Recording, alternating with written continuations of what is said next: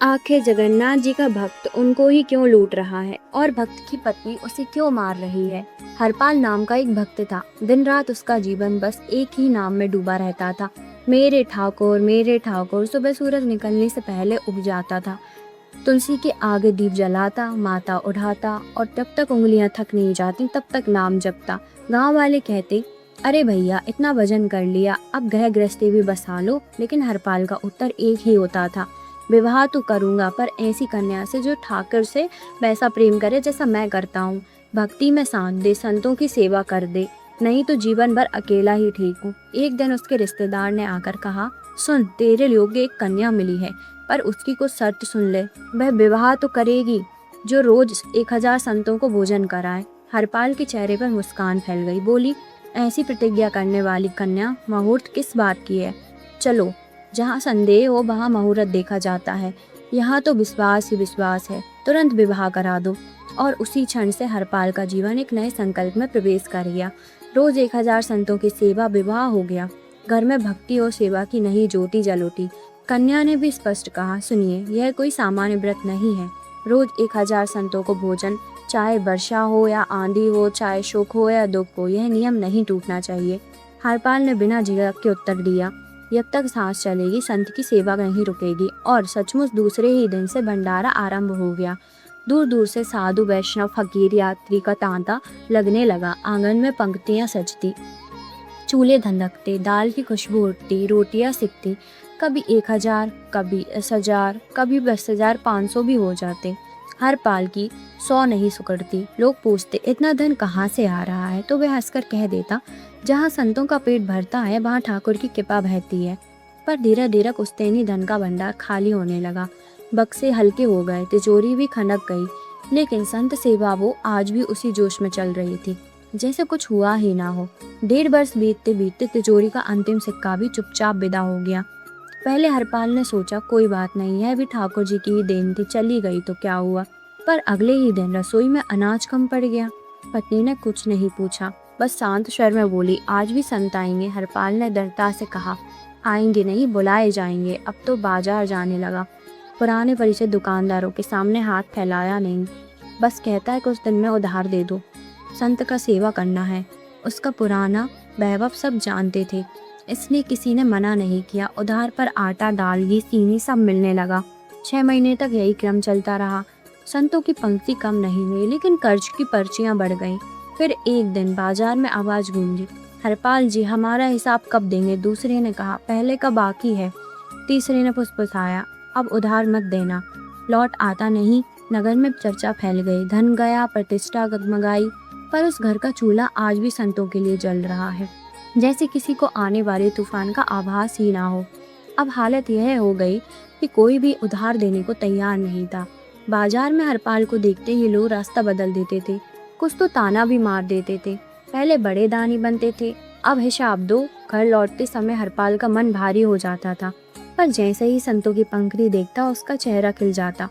पत्नी चुपचाप समझ रही थी कि कुछ ठीक नहीं है, लेकिन उसने कभी प्रश्न नहीं किया। अपनी शर्त रखी थी और हरपाल उस शर्त का पालन कर रहा था। एक रात वो देर रात तक जगता रहा। सामने खाली बर्तन पड़े थे। मन में तूफान उठा, अब क्या करूं, संतों को कैसे रोकूं, नियम कैसे तोड़ूं। नहीं, यह तो प्राण छोड़ने जैसा है। उसी अंधेरी रात में एक भयानक विचार उसके मन में आया, अगर धन नहीं है तो लाना पड़ेगा। हरपाल ने निश्चय किया, वह चोरी करेगा। पर कैसी चोरी? वो बोला, किसी गरीब का नहीं, किसी मेहनत कश का नहीं, केवल उन संपन्न लोगों के घर से जो कभी संत सेवा नहीं करते। अगली रात वो चुपचाप एक बड़े घर की रसोई में घुसा। सोना चांदी छोड़ दिया, बस आटा, चावल, घी उठा लाया। सुबह संतों का भंडारा पहले ही तरह सजा था। किसी को पता ही नहीं चला कि यह भोजन किस कीमत पर आया है। और इस प्रकार एक भक्त का जीवन अब भक्ति से बढ़कर एक जोखिम भरी अग्नि परीक्षा बन चुका था। धीरे धीरे नगर में हलचल मची। अजीब चोर था वो, सोना नहीं ले जाता, केवल राशन गायब करता है। लोग हैरान थे। पहरे बैठने लगे। हरपाल की मुश्किल बढ़ी। अब रसोई से सामग्री मिलना कठिन हो गया। फिर एक दिन उसने कठोर निर्णय लिया, जिनके घर में धन है वहां पर दया नहीं करूंगा। अब कभी कभी थोड़ा स्वर्ण भी उठा लाता, पर अपने लिए नहीं। नया घर, नया वस्त्र नहीं, सब कुछ संतों के चरणों में। उधर ठाकुर अपने धाम में मुस्कुरा रहे थे। बोले, देखो यह मेरे लिए क्या क्या कर रहा है। अब समय आ गया है इसे परखने का नहीं, इसे गले लगाने का। और उसी क्षण भगवान ने एक योजना बनाई। भगवान ने वैभवशाली सेठ का रूप धारण किया। सिर पर झाड़ा उपाग, गले में पहरे हार, उंगलियों में अंगूठी, हाथ में सोने की घड़ी, साथ में लक्ष्मी जी भी सेठानी बनकर चली। उधर हरपाल उस दिन बिल्कुल निराश था, कहीं से कुछ नहीं मिल रहा था। वो एक सुनसान रास्ते पर बैठ गया और मन ही मन बोला, आज तो जो भी धन यहाँ से गुजरेगा उसी से व्यवस्था होगी। तभी दूर से छन छन की आवाज आई, गहनों की चमक, कदमों की आहट, सेठ सेठानी सामने से आते दिखे। हरपाल ने मन में सोचा, आज तो कई वर्षों की सेवा का प्रबंध किया जाएगा। जैसे ही वे पास आए उसने विनम्रता से कहा, भैया आगे का रास्ता खतरनाक है, एक डकैत रहता है यहाँ। सेठ ने कठोर स्वर में कहा, हाँ सुनो, कोई हरपाल नाम का बड़ा पाखंडी है, चोरी करता है और नाम जपता है। यह सुनते ही हरपाल के भीतर कुछ टूट गया और कुछ जग गया। हरपाल ने मन में कहा, अच्छा भगवान का नाम सुनकर तिरस्कार, फिर तो एक भी गहना नहीं छोड़ूंगा। वो बोला, आइए मैं आपको जंगल वाले गुप्त रास्ते से पार कराता हूँ, सुरक्षित पहुँच जाएंगे। सेठ ने कुछ स्वर्ण मुद्राएं उसकी ओर बढ़ाई। पहले घर की व्यवस्था कराओ। हरपाल ने तुरंत बाजार से सामग्री खरीदी, संतों का भोजन सुनिश्चित किया।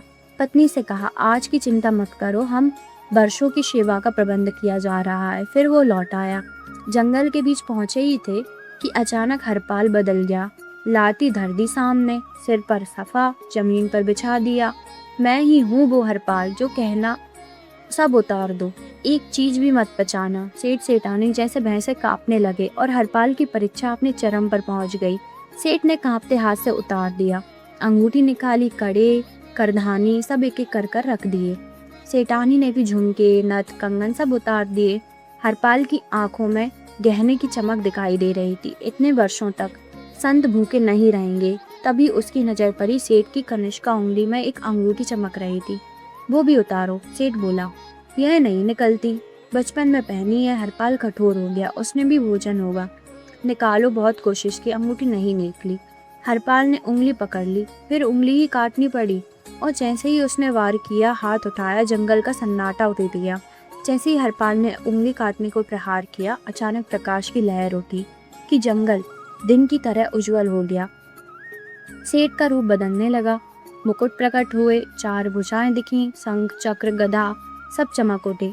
सेठानी का रूप दिव्य हो गया। हरपाल का हाथ नहीं रुकाया, लाठी गिर गई, वो कांपने लगा। नाथ आंसू बहने, मैंने आपको ही लूट लिया, आपके ही गहने छीन लिए, आपकी उंगली काटने चला था, मैं कितना अधम हूँ। भगवान मुस्कुराए। हरपाल, अपने लिए किया होता तो अधर्म होता, पर तुमने जो भी किया मेरे जनों के लिए किया। तुम और तुम्हारी पत्नी भूखे सोए, पर संतों को कभी खाली नहीं छोड़ा। हरपाल सिर झुकाए और भगवान की कृपा अब बरसने ही वाली थी। भगवान ने हरपाल को उठाकर अपनी हृदय से लगा लिया। बोले, सुनो हरपाल, एक रहस्य बताता हूँ। जिस धन से संतों का भोजन होता है, पुण्य उसी को मिलता है जिसका धन लगा है। तुमने जिन जिन के घर से लिया है, वही अनजानों में पुण्य दे गए। हरपाल स्तब्ध रह गया। तो प्रभु, मैं पापी नहीं, मार्ग गलत था। भगवान बोले, पर उद्देश्य शुद्ध था, इसलिए आज हम तुम्हें दंड देने की जगह अनुग्रह देंगे। जिसने गहने साफे पर थे, भगवान ने स्वयं आगे बढ़ाकर कहा, सब तुम्हारे लिए, नई सेवा के लिए हैं। आज से तुम्हें किसी भी आगे हाथ नहीं फैलाना पड़ेगा। जब तक जीवन है, संत सेवा चलती रहेगी। हरपाल रो पड़ा, नाथ, यह सब मेरी पत्नी के कारण है। उसने नियम ना रखता तो मैं इतना कुछ नहीं करता। उसे भी दर्शन दीजिए। भगवान ने मुस्कुराया। एक और लीला रचने का निश्चय किया। भगवान ने लक्ष्मी जी की ओर देखा और अगले ही क्षण दोनों का रूप बदल गया। दिव्य आभा सिमट गई और दो नन्हे बालक वहां खड़कर मुस्कुराने लगे। चलो, भगवान ने संकेत दिया। हरपाल ने दोनों को गोद में उठा लिया। हृदय धड़क रहा था, आंखों में आंसू आ रहे थे, पर चेहरे पर प्रसन्नता थी, जैसे ही पूरा ब्रह्मांड मिल गया हो। घर पहुंचकर उसने पुकारा, सुनो, देखो कौन आया है। पत्नी बाहर आई और उन अलौकिक सुंदर बालकों को देखकर ठिठक गई। उनकी आंखें जैसे पहचान रही थी कि यह सामान्य नहीं है। हरपाल ने धीमे से कहा, यह वही है जिनके लिए हम सब कर रहे हैं। इतना सुनते ही प्रकाश फैल गया, बाल रूप हट गया। सामने स्वयं भगवान और महालक्ष्मी अपने दिव्य रूप में प्रकट हुए। दोनों पति पत्नी भूमि पर दंडवत गिर गए। घर का छोटा सा आंगन आज बैकुंठ बन गया। दिव्य प्रकाश सुगंध हो गया। बीच में खड़े थे स्वयं भगवान। भगवान बोले, हरपाल, सेवा कभी व्यर्थ नहीं जाती। और सुनो, भक्ति का अर्थ केवल जप नहीं, त्याग होता है। परंतु याद रखो, अधर्म का मार्ग स्थायी समाधान नहीं होता। आज से तुम्हारी सेवा हमारे रक्षण में होगी। लक्ष्मी ने कहा, मुस्कुराया, और जिस घर में संतों का सम्मान होता है वहां दरिद्रता नहीं ठिठकती। अगले ही क्षण दिव्य रूप अदृश्य हो गया, पर आंगन में आभूषणों और स्वर्ण का ढेर लग गया, इतना कि जीवन भर संत की सेवा चल सके। उसकी पत्नी ने उस दिन प्रण लिया, अब सेवा होगी पर नीति से होगी, भक्ति होगी पर मर्यादा से होगी। और कहते हैं उस नगर में वर्षों तक संतों का भंडारा चलता रहा।